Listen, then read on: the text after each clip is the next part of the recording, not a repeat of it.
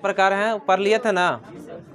देखो अम्ल जो है, देखो उसके बाद है धातु ऑक्साइड की अम्ल से अभिक्रिया। धातु के ऑक्साइड से अम्ल की, धातु की ऑक्साइड से अम्ल की अभिक्रिया। धातु के ऑक्साइड से अम्ल की क्या है? अभिक्रिया। धातु की ऑक्साइड से या धातु की ऑक्साइड से अम्ल की अभिक्रिया। देखो धातु का जो ऑक्साइड होता है ना वो भौस्मिक होता है। धातु का ऑक्साइड क्या होता है? भौस्मिक। ऑब्जेक्टिव में पूछता है, ऑब्जेक्टिव में पूछेगा धातु के ऑक्साइड होते हैं, धातु के ऑक्साइड भौस्मिक होते हैं। क्या होते हैं? भौस्मिक होते हैं। धातु का जो ऑक्साइड होता है ना वो क्या होता है? भौस्मिक। धातु के ऑक्साइड क्या होते हैं? भस्म होते हैं, यानी कि मूलतः भस्म होते हैं, भौस्मिक होते हैं। या धातु के ऑक्साइड सीधे कह सकते हो भस्म होते हैं। भौस्मिक अगर याद नहीं रहेगा तो क्या कह सकते हो? भस्म होते हैं। ऑब्जेक्टिव में आता है कि धातु के ऑक्साइड होते हैं, तो ऑप्शन में से एक ऑप्शन में होगा, 4 ऑप्शन पूछता है ना, उसमें से एक ऑप्शन क्या होगा? भस्म का होगा। तो धातु के ऑक्साइड भस्म होते हैं और अधातु के ऑक्साइड क्या होते हैं? अधातु के ऑक्साइड अम्लीय होते हैं। अधातु के ऑक्साइड क्या होते हैं? अधातु के ऑक्साइड अम्ल होते हैं। अधातु के ऑक्साइड क्या होते हैं? अम्ल होते हैं। और धातु के ऑक्साइड क्या होते हैं? भस्म होते हैं। याद रखोगे ऑब्जेक्टिव यहाँ से, ये 2 ऑब्जेक्टिव है, ऑब्जेक्टिव में पूछे जाने वाला प्रश्न है। धातु के ऑक्साइड क्या होते हैं? भस्म। और अधातु के ऑक्साइड क्या होते हैं? अम्ल होते हैं। ठीक है, कोई दिक्कत? हाँ,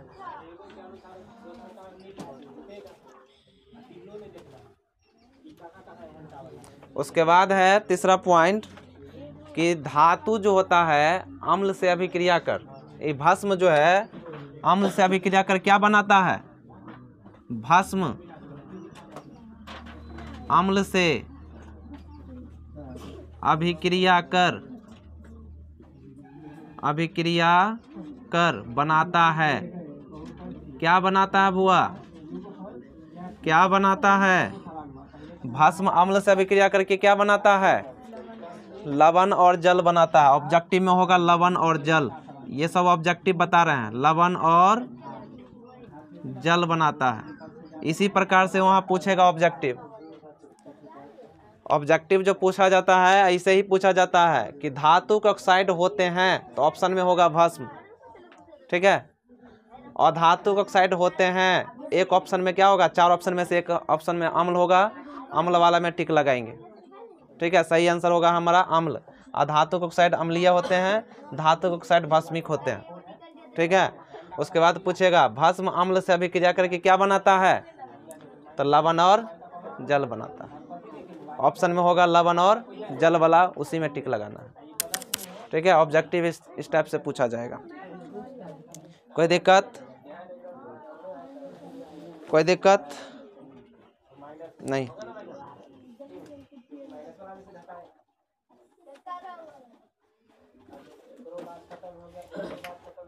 अगर कार्बन डाइऑक्साइड की अभिक्रिया चूना जल से कराया जाए, कार्बन डाइऑक्साइड की अभिक्रिया, कार्बन CO2 होता है ना, कार्बन डाइऑक्साइड की क्रिया चूना जल किससे कराया जाएगा? चूना जल से। CaOH2 ये हो गया चूना जल। ये क्या हो गया? चूना जल। कैल्शियम हाइड्रोक्साइड के साथ कराने पर CO2 की क्रिया किससे करा रहे हैं बाबू? चूना जल से करा रहे हैं। चूना जल का सूत्र क्या होता है पूछेगा। चूना जल का सूत्र होता है, देखो ऑब्जेक्टिव में पूछता है, चूना जल का सूत्र है, चूना जल का सूत्र, चूना जल का सूत्र क्या होता है, ऑप्शन में रहेगा। चूना जल का सूत्र याद रखोगे, CaOH हॉल 2, ये याद रखोगे चूना जल। फिर पूछेंगे हम, फिर से पूछेंगे हम, ठीक है, कल पूछेंगे। सब याद करके, आज का पढ़ाई सब याद करके आओगे। चूना जल का सूत्र क्या होता है, CaOH हॉल 2, CaOH हॉल 2। तो चूना जल, देखो CO2 जो है, CO2 क्या है, कार्बन डाइऑक्साइड है। CO2 क्या है, कार्बन डाइऑक्साइड इसको बोलेंगे। CO2 को क्या बोलेंगे, कार्बन डाइऑक्साइड। CO2 को कहेंगे कार्बन डाइऑक्साइड। कार्बन डाइऑक्साइड की क्रिया किससे कराएंगे, चूना जल के साथ कराएंगे। चूना जल के साथ कराने पर क्या प्राप्त होगा, चूना जल के साथ कराने पर क्या प्राप्त होता है, calcium carbonate, CaCO3, calcium carbonate. CO2 की क्रिया चूना जल के साथ कराएंगे ना, तो क्या प्राप्त होगा, कैल्शियम कार्बोनेट प्राप्त होगा। कैल्शियम कार्बोनेट का सूत्र क्या होता है, CaCO3। और क्या बनाता है, तो कैल्शियम कार्बोनेट बनाता है और प्लस में जल देता है, ठीक है। ऑब्जेक्टिव में जब भी रहेगा तो कहेगा CO2 की क्रिया चूना जल के साथ कराने पर प्राप्त होता है, तो क्या प्राप्त होता है, तो 4 ऑप्शन में से एगो रहेगा ऑप्शन ऐसे, CaCO3 और प्लस में H2O, ठीक है। ऐसे ऑप्शन में रहेगा एक जगह। 4 ऑप्शन पूछता है ना जी ऑब्जेक्टिव में, उसमें से एक ऑप्शन तुम्हारा सही आंसर ये वाला होगा, कैल्शियम कार्बोनेट प्लस जल, ठीक है, कैल्शियम कार्बोनेट प्लस जल। बहुत बच्चे को लगता है क्या कि केमिस्ट्री बहुत भारी होता है, अरे पढ़ोगे नहीं तो भारी तो लगेगा ही। ऑब्जेक्टिव भारी भारी पूछ दिया ऐसा कहेगा, ऑब्जेक्टिव बहुत हार्ड पूछ दिया है, बना ही नहीं। एक एक चीज़ को पढ़ के जाओगे तो ऑब्जेक्टिव सब किताबें से रहता है, कहीं बाहर से नहीं रहता, लेकिन पढ़ के जाओगे तभी ना। और रट्टा मार के जाने के बाद क्या होता है, रट्टा मारोगे तो रट्टा वाला विद्यार्थी को थोड़ी मिलेगा ऑब्जेक्टिव में, बनेगा। देखो ना कैसे पूछा जाता है, यहीं से बताया जा रहा है। अगर ये पूछ देगा तो किताब में ये चीज़ नहीं होगा, ऑब्जेक्टिव में, ठीक है। कह देगा कि CO2 की क्रिया चूना जल के साथ कराने पर क्या प्राप्त होता है, तो ये तुमको याद रखना है, कैल्शियम कार्बोनेट और जल प्राप्त होता है, यही ऑप्शन में मिलेगा। इसको पढ़ के जाओगे तब ना मार खाते हो हाथ पसर के। मान लीजिए सर दोनों हाथ दे दिए, तब कहते कालिया दोनों हाथ दे दो, नहीं क्या रे मुंह देख रहा है, पढ़ाई करो पढ़ाई, ठीक है।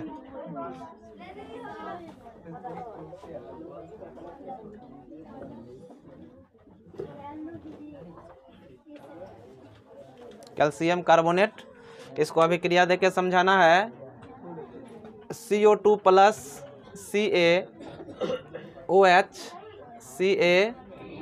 CaOH hall 2। अभिक्रिया कराने के बाद जो होता है ना, क्या बनता है, CaCO3 और प्लस में जल H2O, ठीक। कोई दिक्कत, कोई परेशानी, ये अभिक्रिया हो गया इसका, ये अभिक्रिया हो गया। अगर कहेगा अभिक्रिया पूरा कीजिए तो इस प्रकार से होगा।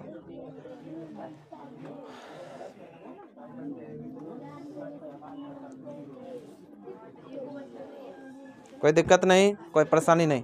और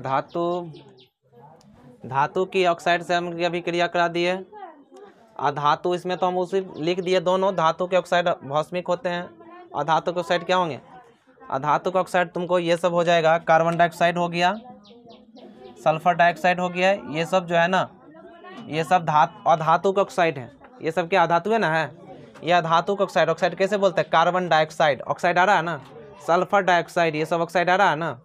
तो ये सभी जो है ना अम्लीय होते हैं, अम्लीय प्रकृति के होते हैं। क्या होते हैं, ये सब अम्लीय प्रकृति के होते हैं। तो अधातु के जितने भी ऑक्साइड हैं, अधातु के जितने भी ऑक्साइड है क्या होता है, सब अम्लीय होता है। अधातु के जितने भी ऑक्साइड है अभी जो बताए हैं, ये कार्बन डाइऑक्साइड, ये सब क्या है, ये सब अधातु के ऑक्साइड है, ठीक। चलो नोट कर लो। भस्म के दो प्रकार होते हैं। भस्म का प्रकार, भस्म का प्रकार कितने होते हैं? दो। एक होता है प्रबल भस्म और एक होता है दुर्बल भस्म। दुर्बल भस्म। प्रबल का मतलब देखो, भस्म में क्या कहते हैं? हाइड्रोक्साइड आयन उत्पन्न करता है, बताए थे ना। अगर भस्म को जल में घोला जाए तो क्या प्राप्त होता है? क्या उत्पन्न करता है? हाइड्रोक्साइड आयन उत्पन्न करता है।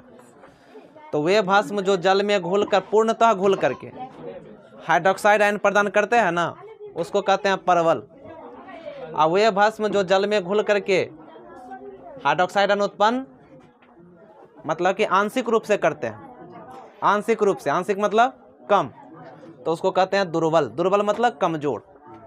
भस्म जो होता है, जैसे अम्ल में बताए थे कि अत्यधिक अगर अम्लीय है तो उसको प्रबल कहा जाएगा, ठीक है। आज जो कम अम्लीय है उसको दुर्बल का। दुर्बल का मतलब कमजोर हो गया। दुर्बल मतलब नहीं कहता है दुर्बल लोग हैं, है कि नहीं, मतलब कमजोर लोग हैं, है कि नहीं। उसी प्रकार यहाँ प्रबल का मतलब हो गया बहुत ज़्यादा हाइड्रोक्साइड आयन जो उत्पन्न करता है, और दुर्बल का मतलब हो गया जो कम मात्रा में हाइड्रोक्साइड आयन उत्पन्न करता है। तो परिभाषा यहीं से दे दोगे कि वे भस्म, यहाँ से परिभाषा दोगे, वे भस्म जो जल में घुलकर, जल में पूर्णतः घुलकर, लिखो पूर्णतः घुलकर हाइड्रोक्साइड आयन प्रदान करते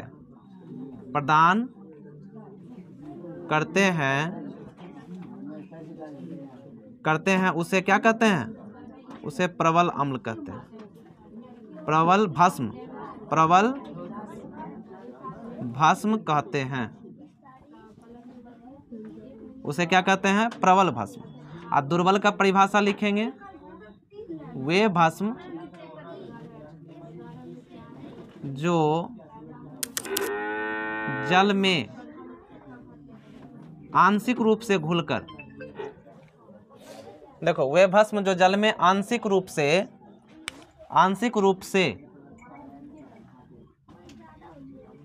घुलकर हाइड्रोक्साइड आयन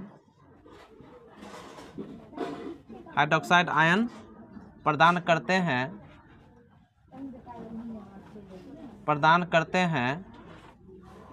उसे दुर्बल भस्म कहते हैं। उसे क्या कहते हैं? दुर्बल भस्म। उसे दुर्बल भस्म कहते हैं। तो यहाँ पर प्रबल और दुर्बल जो, देखो जल में घुल करके, कोई भी भस्म अगर जल में घुल करके पूर्णतः अगर घुल जाता है, अब पूर्णतः का मतलब पूरा का पूरा घुल जाना, और तब हाइड्रोक्साइड उत्पन्न करना, ये प्रबल का काम है, ठीक है, प्रबल भस्म का। दुर्बल भस्म जो होता है वो जल में घुल कर आंशिक रूप से, आंशिक का मतलब हो गया कम मात्रा में घुलता है और हाइड्रोक्साइड उत्पन्न करता है, उसे हम लोग दुर्बल कहते हैं।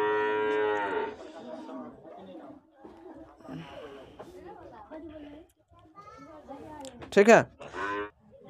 जैसे हो गया पोटेशियम हाइड्रोक्साइड, जैसे में लिख सकते हो पोटेशियम हाइड्रोक्साइड, सोडियम हाइड्रोक्साइड, ठीक है, ETC। और दुर्बल भस्म में लिख सकते हो, दुर्बल जो भस्म है, ठीक है, मैग्नीशियम हाइड्रोक्साइड,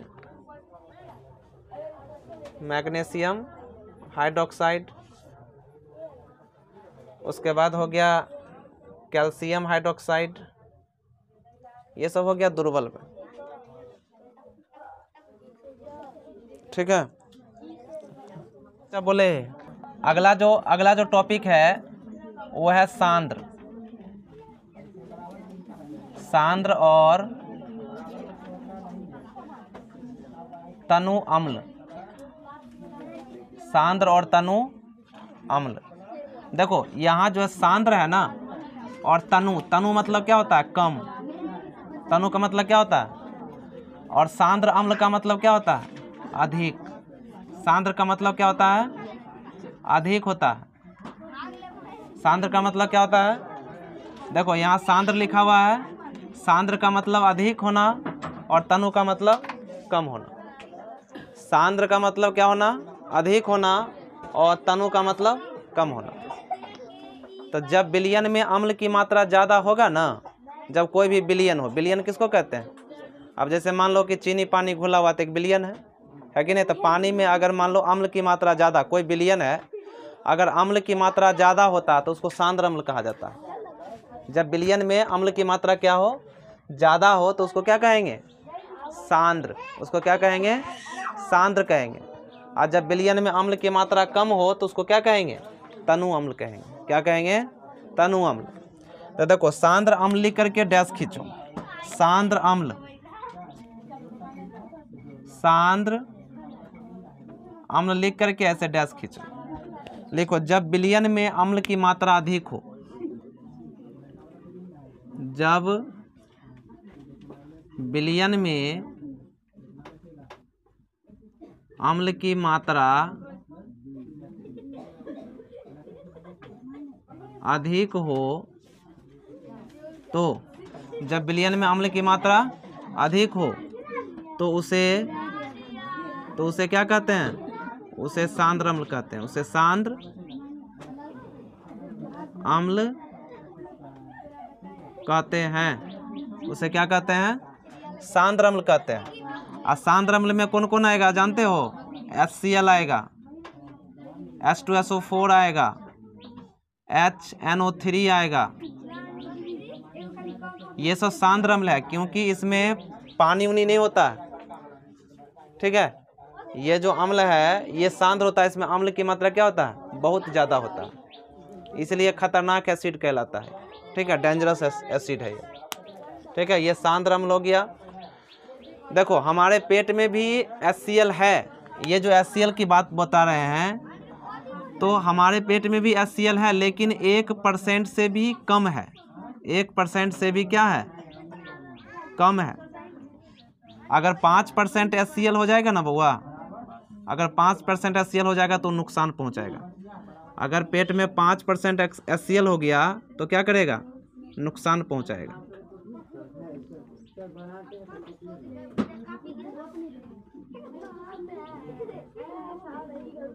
नुकसान पहुंचाता है। ठीक है, अगर 1% HCl है, 1% HCl से कम होता है, जो कि पेट में फायदा करता है, भोजन को पचाने में सहायक है। HCl पता है, बताए थे। अब वही अगर HCl 5% हो जाएगा ना पेट में, तो वो क्या करेगा? पेट को जला देगा, नुकसान करेगा, है कि नहीं? नुकसान पहुंचाएगा। तो ये सब सांद्र अम्ल है। HCl, H2SO4, HNO3, ये सब क्या है? सांद्र अम्ल है। क्या है? सांद्र है। कोई दिक्कत? कोई दिक्कत नहीं। उसके बाद हो गया एसिटिक अम्ल भी ले लो। CH3COOH, CH3COOH।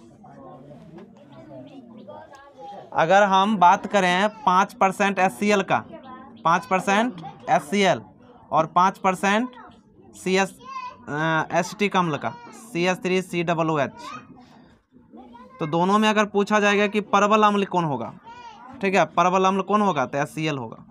परबल अम्ल कौन होगा? तो HCl होगा, परबल।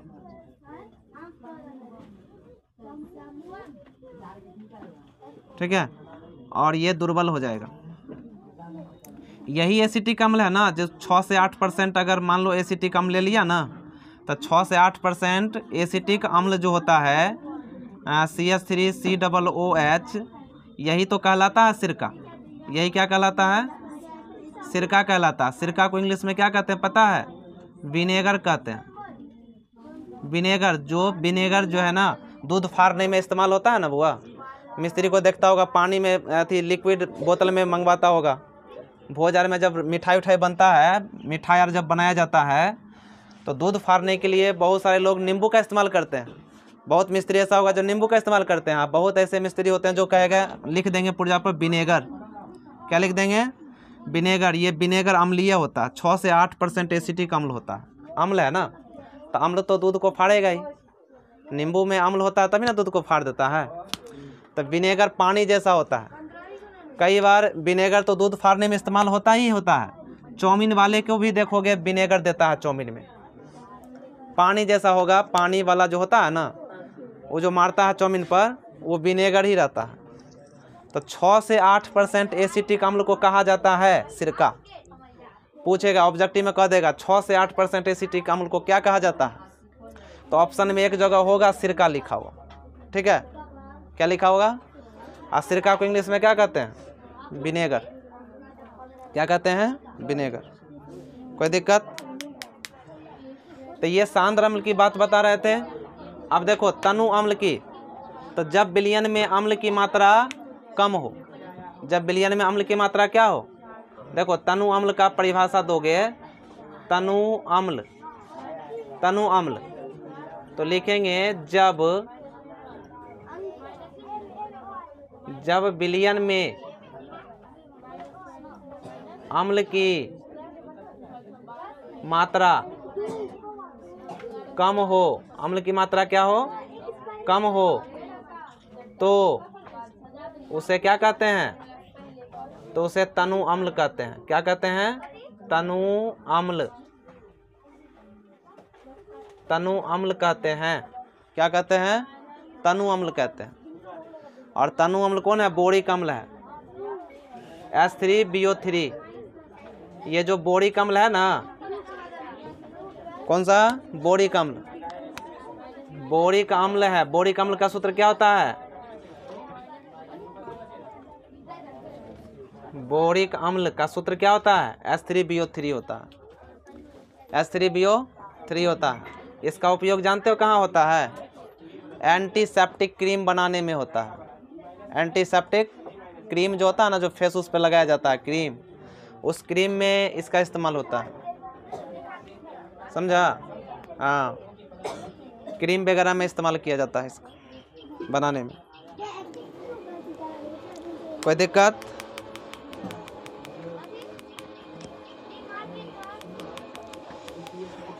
कोई दिक्कत नहीं।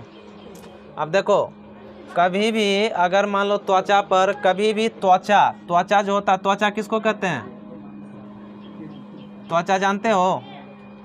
अरे स्किन ऊपर का, ठीक है, यही लिख देंगे स्किन, तो कहोगे हाँ जानते हैं। स्किन, स्किन जानते हो? उसी को कहते हैं हिंदी में त्वचा, ठीक है। तो ये जो त्वचा है ना, त्वचा पर कभी भी अगर अम्ल गिर जाए ना, अगर इस पर कभी भी खतरनाक जैसे कि HCl अम्ल है, अगर ये गिर जाए, त्वचा पर कभी भी अगर अम्ल गिर जाए, तो सबसे पहले क्या करना है? पानी से उसको धो लेना है। पानी से क्या करना है? धोना है। पानी से धो के उस पर क्या करना है? उस पर भस्म लगाना है। क्या लगाना है? भस्म लगाना है। भस्म लगा दोगे, क्योंकि कभी भी जब जल जाता है ना शरीर, तो जो क्रीम लगता है ना शरीर जला हुआ भाग पर, उस पर कौन सा क्रीम लगता है? भौस्मिक क्रीम लगता है, ठीक है। क्यों? क्योंकि जहाँ जलता है वो भाग अम्लीय हो जाता है, तो उसको अम्लीय को क्षार बनाने के लिए, उदासीन करने के लिए हमें भस्म का इस्तेमाल करना होता है, ठीक है। तो भौस्मिक क्रीम लगाया जाता है। तो कभी भी अगर चेहरा पर अम्ल गिर जाए ना, तो पानी से पहले उसको, उस जगह को धो देना है, पानी से धोना है। अगर मान लो एसिड गिर गया, तो सबसे पहले पहला काम क्या करना है? पानी से धोना है, और पानी से धोने के बाद उस पर भौस्मिक क्रीम लगाना है, ठीक है। भस्म लगाना है। भस्म लगाने से क्या होगा? रिलीफ मिलता है। कोई दिक्कत नहीं। रोको।